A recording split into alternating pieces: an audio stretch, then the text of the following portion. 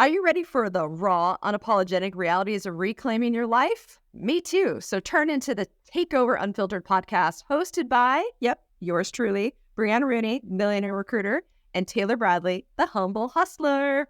We're pulling back the curtain on our personal lives and sharing the ups, downs, and everything in between. From navigating relationships to juggling self-care routines, we are laying it all out on the table. You're welcome. We're all about taking control and making shit happen. So expect raw, candid talk seasoned with some, of course, uncensored language. It's time to own your journey, embrace the chaos, and unleash your inner badass. So buckle up because we're about to take you on a wild ride to self-discovery and empowerment. But don't worry, we're still dishing on some valuable insights into the recruiting world. It's all about finding that balance between work and play, and we're here to show you how it's fucking done. You ready to kick some ass and rewrite the rule book? Grab your favorite drink, cozy up, and join us for some real talk you are not going to want to miss. I feel like there's no way we can get around not laughing right before we start. Yeah. So, hey, Takeover Unfiltered. How you doing, Taylor? What's going on? I'm living the dream. I just got back from a trip yesterday, so kind of a whirlwind 24 hours to New York, and now excited to be recording. Like, no better way to come back so working than to get to record our podcast. Like, love it. Yeah, I love it. Goodbye. I love it.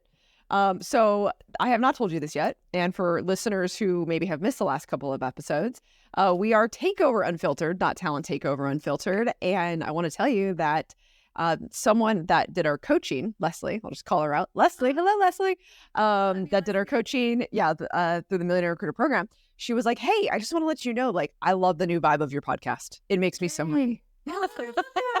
Yeah. Hey, thank you, Leslie. Yeah, so I thought that was really cool. You never know. I know we definitely took a risk. We were getting a lot of viewers, a lot of, we've been on lots of lists on LinkedIn for like the top recruiting podcast, which is super cool. But I think what's really great is that we still have people from talent because we're been in the industry for so long, but these are more of like just taking over life, which in return, I think takes over your business, Yeah, so true. And I mean, I also think there's more to us, as we talked about, there's more to us than just the business side that's actually interesting. Like some of the stuff that you've told me, some of the stuff I've gone through, it's like, you couldn't write this shit, you couldn't make this shit up. So I think it's actually really interesting that we now, we share it with each other and we're so open with each other. And you and I both will just talk about anything to anybody that will listen. Yeah. So I think the fact that we're putting it all out there on a platform like this, hopefully people enjoy it because I know I do. When you're telling me stories, I think it's... Oh man, I got a good story, but you know what? It's not going to be this episode, but I'll do a little teaser. I met my new boyfriend's, Jeff's dad via the phone, kind of by accident. He does not have a good relationship with him. It was a crazy ass conversation. It ended up being like an hour conversation, and I basically told him for what. Told him for what? Meaning, sorry, that's a term my mom always says. When you kind of like tell someone off, like basically like they're telling you something and you're just kind of coming right back with it, like you're really giving it to them. You're not male. Yeah, you're not holding back what you think. He was here. Anyways, I don't want to tangent on that because it's kind of an interesting thing, like significant others' parents, so mothers-in-law, fathers-in-law, whatever the hell, I think we got lots of I love how your eyes are going pink.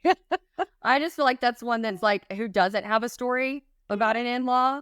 Like, and it's so relatable for everybody. Everybody has a story about their in-laws or some weird dynamic with their in-laws. Yeah. So I want to say to the audience on this one, and again, this is totally off the cusp, but it's like almost it would be, are you dating your in-laws? Let's hear some good stories from that. So if anyone in the audience wants to maybe even come in or tell us a story that we want to talk about on air just to have a good some good fun with it, let us know. Okay, so that episode is not today. Tune in soon when that happens. But the episode today is all about co-parenting. Yay. So, yay, co-parenting, yay! Every single person that's in that situation is like, yay, they feel it. They feel it. Yeah. Well, I think that what the podcast is all about is being like, look, you're not alone and you can still take your life over in all of these different subjects. And so I think co-parenting, I don't know if you feel a way on this, but lots of times people just assume it's like a divorce situation. But I don't think that. I think there's tons of, you have to co-parent, right? You're married, you're happily married, but you have to still co-parent, and you still have probably like arguments and disagreements and Yep. Well, no, I mean, it really is true. I didn't even think about it like that. It's like, you're just I don't know, maybe that you're just parenting, but it very much is. It absolutely is a co-parenting situation because the dynamics do change. An example of this is whenever, I stopped working or got let go, laid off, and started working, the dynamics in the household changed of like who has responsibility over what. If I'm not working, then it makes sense that I'm the one that's going to the grocery store. I'm the one that's doing the cleaning. All of that stuff, like the roles within the household changed versus it being 50-50. Because I think we're pretty good about doing everything kind of 50-50 unless we're in that situation. And then when he was doing real estate and I was working full time and he had more of the flexibility and I was more of the financial provider, then the roles were reversed. He did more of those things. It's a balance. It definitely is. So you're absolutely right. Even when you're married, your co-parenting dynamic changes like over and over and over again. Yeah, and I don't know why I think of Mrs. Doubtfire because that's like one of my favorites. Like when I was a kid, I'm like, yeah, like I went through my parents got divorced when I was 10. I like loved that movie. But I do think that although kids are not the actual cause, like it's not like, hey, I have this kid and now I want to divorce you. But I do think that the way they parent your kid could absolutely be a reason for divorce. Oh, 1,000%. Meaning like you're not aligned on how you parent. Yeah, all of a sudden, because like all of those values and beliefs that maybe you didn't fully talk about, like maybe you're like, oh yeah, like we're aligned on this and that. But when it's your child, it's almost like this microscope is on those values and beliefs where it's like, man, you misstep, like I'm gonna. Yeah, I think that's so true, and it's not even I know, like you saying that it's a reason for divorce. That's on the extreme, Sure. side of things. But it definitely is a reason for fights within, like we talked about it on the last episode where I was telling you about the technology thing and where I had to come to Jesus with my entire family, my husband included in that. That was a fight between us. That was something that it was like, wait, we aligned on this. And then now you went and did it. And I'm this bad guy now to the kids. You know what I mean? And it was like, we both believed this. So I could totally see if there was a series of those events just happening over and over and over again. I can't even imagine the resentment that it would build and create in a marriage from like, one spouse to the other. So I absolutely agree with that. I think it could be a source of, like you said, all those things you don't really talk about. Like, I feel like unless you're getting married later in life, you're not really talking about those things. Like, I don't know. I feel like I had kids younger by today's standards, had kids younger, got married younger. And it's just, it's all those, nobody's mature yet. Like you're really not that mature. And I don't know. It only comes with age to me. It's not a matter of life events. Cause again, had baby, was married. I think it's just a maturity thing. That's why second marriages tend to do better. And it's not just because, oh, well, I was married before. It's more also because, well, you're probably much more older, right? Yeah. Yeah. And I think that's also why it like when it's a second marriage, second kids kind of a situation, that's also probably better because what fucked up last time. You're like, what like shattered our house, Yeah. When you kind of triggered me a bit because you were talking about when you were making more money and then, Aaron at the time was more flexible. He did more. Well, my situation, I've been an entrepreneur since I'm 24. So I made a lot of money and my time was flexible. Mm-hmm. So I got hit with both of those where it was like, I was always the one expected to take off because I had flexibility. And then has been no secret, but maybe I'll talk about it more. Like I definitely partied pretty hard. Like when I was going through like, I'm in my early 20s making a bunch of freaking money. Right. And so we definitely partied. So, the excuse was like, oh, I know you're just out drinking at lunch. It's like stuff like that. So I'm talking about a few things at once, but because I had Diego at 28. So I was definitely still having a really good time. I still have a really good time, within reason. But so having to be flexible and having to bring in all the money and doing the grocery shopping and, taking all of that stuff, all the bulk of it, absolutely affected us 100%. Yeah.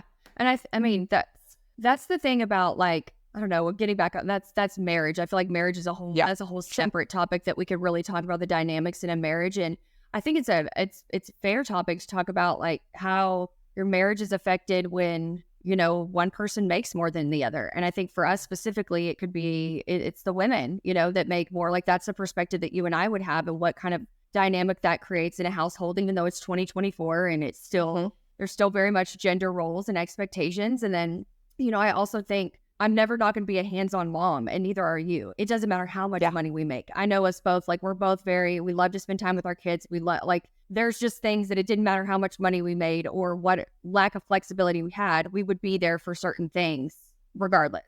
Always. I would cancel a client meeting in 2 seconds. Yeah. Like nope. Yeah. It's well, like me getting fired, for my kid's field trip. It was like, you have to pick one. Well, if you're going to put me in that situation to pick anything over my kids, I'm never going to pick over my kids, not anything. So it was an easy choice. But yeah, the co-parenting stuff gets really interesting and it gets really difficult. And I can't even imagine the struggles that, you go through whenever you both maybe aligned on what you were going to be and your approach and how you were going to raise kids. Then you get divorced and it's like, everybody can kind of do what they want. And you both just have to trust that you're like doing the best by the kids. But yeah. So we talk about, and I know that this is always a separate topic that we want to do, is about guilt. So, mom guilt, dad guilt, parent guilt, it exists like to this extreme, right? You just want to, like, luckily and hopefully listeners, it's like you just want to make your kids a better version of yourself. Like that's kind of that's the point, right? Right. Hopefully. And so that like me and my ex-husband are super aligned with, right? There's no doubt in my mind that he wouldn't give his life for his kid at either of them at any given moment, right? And and we always have to be present, and so no one's perfect, right? But what does happen is you're always concerned, like, oh, the divorce is going to affect the kids. I don't want it to affect the relationship. You want to be the cool parent. You want to be the one they love the most, like if that's a thing, like, let's admit that, like, like we probably think, oh, my kids love me the most. Like, why wouldn't we? I know I do that with my parents. I'm very open about me being the favorite child. So yeah. And then you always wonder what's going on at the other house, but again, even in the same house. So we talked about there's always going to be one bad guy. Yeah. We talked about that a bit with tech. How do you deal with that? Because like when we were talking that through, you're like, look, I'll be the bad guy all day long if it's better for my kids, period. Yeah. So how do you co-parent with that and not like want to, rip his head off kind of thing? Well, I'm not saying it wouldn't come with ripping his head off, but it's not something that I came about easily either. It was very, very hard for me in the beginning to realize like, and I was very frustrated, like that I had to be the bad person or be the enforcer, or be the person that was like, no, you have to brush your teeth. You have to go to like boom, boom, boom. You have to do these things. It wasn't easy for me at first, but I think I just had to have like a come to Jesus meeting with myself or like a moment of like, these things have to get done. These are important things and qualities and characteristics that I'm trying to build and instill in them and values and all of those things that it's, what's going to be worse, for them to not have these things, these values, these characteristics, and think I'm the cool mom and like be, bums sleeping on my couch and, when they're like 45 and no job, like that's not what I want. You know what I mean? And so it's like, would I rather be the fun parent and have them like me and they have two fun parents and be their favorite? Or would I rather, like, and it's not like I am some, strict like dictator. It's just these are kind of just basic things that I like. If I don't make sure they get done, they won't get done. It's just not that important. But it's like, with regards to making sure like one loves vegetables but doesn't really like to eat meat, so I have to make sure that he gets a lot of protein. The other one, I have to make sure that he gets vegetables because he only likes meat and like doesn't really it's a balance. And it's really being like, did so and so have his shake today? Did they like, it's so much stuff that somebody else might be like, well, did they ate today? They're good, whereas I'm like, I'm trying to teach them because I didn't grow up with my parents really like teaching me how to eat healthy. My dad still doesn't eat healthy. And it's something that I've learned, honestly, just in the last 5 years, I've been trying to work on eating healthier because it just wasn't a thing in my life, And so I would like, when I think about you know better, you do better. I want to be different with my kids and I want them to know about fiber and protein and how much you should have a day and all these things that I didn't know. I want them, I want to do better, how much water you should drink. And you can't just drink water. You have to have water with electrolytes. Like there's so much stuff that you have to do to actually be a healthy, functioning human being that, because we didn't grow up that way or learning those things, it seems like it's like constantly staying on them. Like it's a thing that you have to stay on them to do, just like cleaning their room or doing their homework. But I mean, I don't know. I feel like every parent has to, every dynamic, a couple has, like, there has to be one person that is like this. I know there is one. There has to be somebody that's making sure they brush their teeth.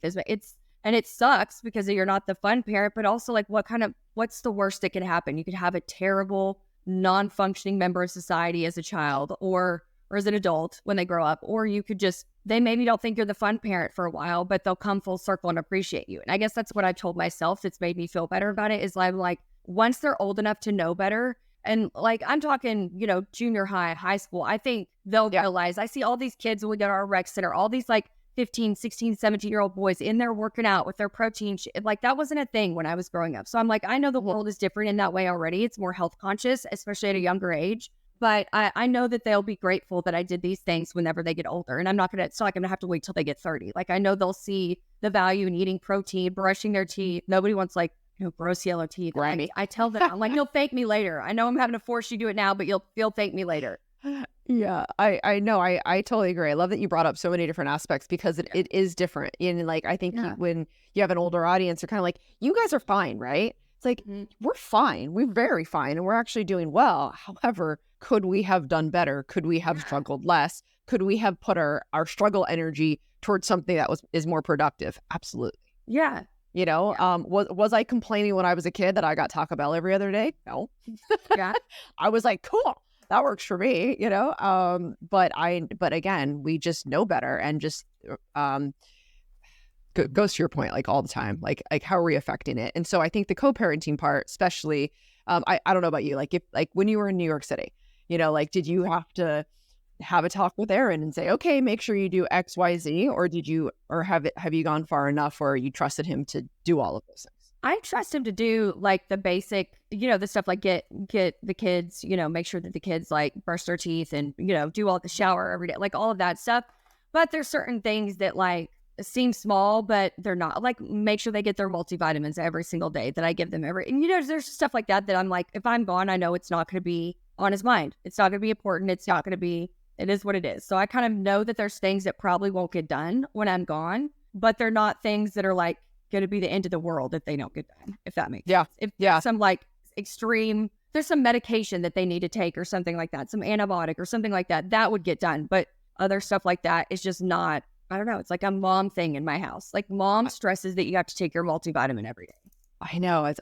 I hate that we always get like most of this crap, but how funny is it when kids go, oh, I don't like, well, for me, because we got two households, they go, oh, we don't read books before we go to bed. And I was like I was trying, because my face always tells how I feel. And I was trying to really be like, oh, that's interesting. Why not? You guys love books. And I'm like freaking out internally just because like I will always spend a half hour reading to them before they go to bed. Like there's no even like questions asked, and they love it and they fall asleep to it. So like to me, I'm kind of like, what? Or they'll be like, yeah, we actually go to bed an hour later at the house. Can we, and I'm like, and then I struggle with back to the health thing is, we've had lots of conversations about like Diego, who, is 10 now, and he struggled weight wise, for a really long time. And so we've gone through this journey with him, testing what's wrong. This isn't normal, blah, blah, blah, blah, all these things. And that alone is a struggle because you can't have one half be like kind of on this regimen and the other half fighting it. It's, it's like a fire and ice situation. But again, that stuff still happened when we were together. Yeah. So once you have two houses, no one's looking kind of a thing, then it's really hard. It's really, really hard. And so with me, because what's really important is that my kids don't see conflict between their parents. Like because I grew up with conflict, so don't even get me started there. I put a smile on my face and I say what I need to say, or we'll email, but I've never felt a reason to, one, shame him or put him down. I'm definitely frustrated on the other side, which is why, we're even having this conversation, because I was coming in hot this morning, and just frustrations of when are you going to finally figure this out? Like, it's been 8 years. When are we going to, really be committed to this? And then, but I think on the other side is when your child is going through something, regardless of what it is, you feel it internally, you get anxiety from it, you feel like a bad parent. And so that's kind of what was going on in this email. And so again, I'm not going to be like, I told you so. I thought I've been talking to you about for this 8 hours, 8 years. But it's definitely frustrating. And I think it goes to your point of yes, I'm always the bad guy, but I also always try to be the better person. And I know that on the other side, I wouldn't want to be shamed. I wouldn't want to feel any worse than I already do. So it's like, I don't know. So did you feel like it was like a light bulb moment for him? With him. Yeah. Yeah. Is it like a real light bulb moment or? Hopefully. Hopefully. I mean, he's with someone now that is very healthy, and we've had really great conversations. That's its own separate thing on how you work with significant others with kids too. So listeners, if you want to go on those tangents, I'm ready to rock and roll there. And so, she had voiced her concerns. And so now it's like, hey, as a unit, let's pay attention. We know better, we'll do better, and let's move forward on it. So, but like I've had his epiphanies before. Yeah. But I think that there's also someone else holding that torch. Yeah. So, So again, it's just the co-parenting troubles, the struggles. And it's like trying to be open and like my way is not the only way. But back to a work quote that I live by is I don't ever let anyone affect my ability to do my job. And my job is to be a mom. Well, like I just want to stop and validate you for a second, because that would be really frustrating that if you've been trying, and it's not like it's something that you just pulled out of thin air with Diego. You've seen, like you said, you went to doctors, you guys have done all the testing. Like it's a problem that you have seen doctors about. It's not like you're making this shit up in your head, right. Whatever it is, you're not making it up. Pick a thing. If you take a kid, doctor diagnoses them with something, there's something there, it's serious. So it'd be so frustrating to have co-parent with somebody that you're trying to, like, 8 years, get them to take this seriously, and then a spouse or significant other comes in and now they take it seriously, which is like it's a blessing, right? That they have somebody else that at least maybe if he's not going to be as mindful of it, if she's already mindful of it for her own self and her own life, of course that's going to transfer over to the kids within their household. So that would be refreshing, but it would also, like, I get how that would be totally frustrating. It's like, why now after this, why does it take somebody else coming in for you to take this seriously? Like it's our child, it's your son, Yeah. Well, I think, and not to totally change here, but I think that's even why it works with therapists. Yeah. Like why go into a therapist finally, or why people have interventions. Yeah. With their family members, because it takes a village for it to finally understand. And like on a side note, like, again, another subject is if you struggle with something as a parent, you're naturally going to struggle with parenting your children on it, So he has his own struggles with food, and like, he's like, he's yo-yoed throughout his entire life, like not like extremities, right? But like, enough. Yeah. Or like, where he really thinks about it, where it's like you stare at food, you got to hide it. Like I'm even like that sometimes. So, yeah, so I think that in general is really difficult. Like if you're a gamer, as a parent, and you've spent hours and hours and hours, like you're naturally not going to parent your kids to not do that because you do that. So it's kind of like that's the co-parenting issue while you're going through that, and always make sure, like it's almost like, hey, here's our kids, we're putting them first, right? Like always. Yeah. But like when you go to a restaurant, you see like the kids on their iPads, right? Well, you could see two sides to that, where it's like, look, the parents just need a break, right? But you're also like, well, where's the family time? Yeah. Screen time's not good. How much screen time do they get if they're already doing that at restaurant? Not to tangent there or shame anyone for that matter, but it's just the whole point is, are you on the same page with whoever you're parenting with? Because if not, it's a freaking struggle. Yeah. No, I could totally see that. And that's, both in married couples and that's couples that are divorced, separated, whatever the case is. I think doesn't matter. Yeah. If you're not on the same page, then you're going to struggle. And I think what you just said was eye-opening for me. And I think that also is a perfect broke to boss tip. Is like, if you struggle with something as an adult, then you're probably going to struggle with that when you're raising your kids. Like that makes total sense. Mm-hmm. And it's all these things that I'm like, oh, I don't want to be this way. Just like I was talking about with the food thing. Like we weren't super healthy growing up. So I'm trying to do, but it's a conscious effort to like be healthier, to buy healthy. It is like, it takes effort, and it's something that like my entire household has gotten healthier because I started eating healthier and got us all in that. Like it's as a result, Aaron eats healthier and everything, but it still is like, if I don't do it, would that be the same outcome in my family? Probably not. I think there's a lot of things that, going back to your original question that you asked me, like if I don't do certain things, they won't get done. But he's an amazing father. Like not taken away from that. No. Great dad. There's things that I feel like are just more important to me And, probably most moms I know, like more important to us moms than they probably are to the dads. And the dads are like, oh, rub some dirt on it, they'll be fine type mentality, Yeah, no, for sure. And I think that that's okay. And I think that as long as like whoever it is, because I definitely know some of the bad cops, are dads. So I'm not just saying it's just a mom thing. But I think if you are like the bad guy, it's like, look, again, you have good intentions and don't take it out on the other one. Have conversations with the other one to get support, because it can feel like a thankless job, but it's just you do what you think is important for your kids, period. Yeah, period. End of story. Love it. That's it. And dropping the mic, we're out.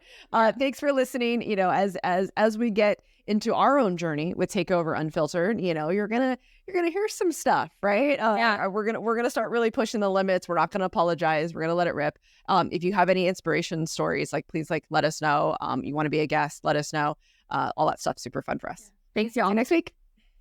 Hey, before you jump off, if you have enjoyed today's episode, we would love it if you could take a moment to rate us on your favorite podcast platform, because your ratings help other awesome listeners like you find us. It's quick, it's easy, and it really means the world to us. We have links to Apple Podcasts in the description. Just open it up on your phone and scroll down to the bottom and leave an awesome review.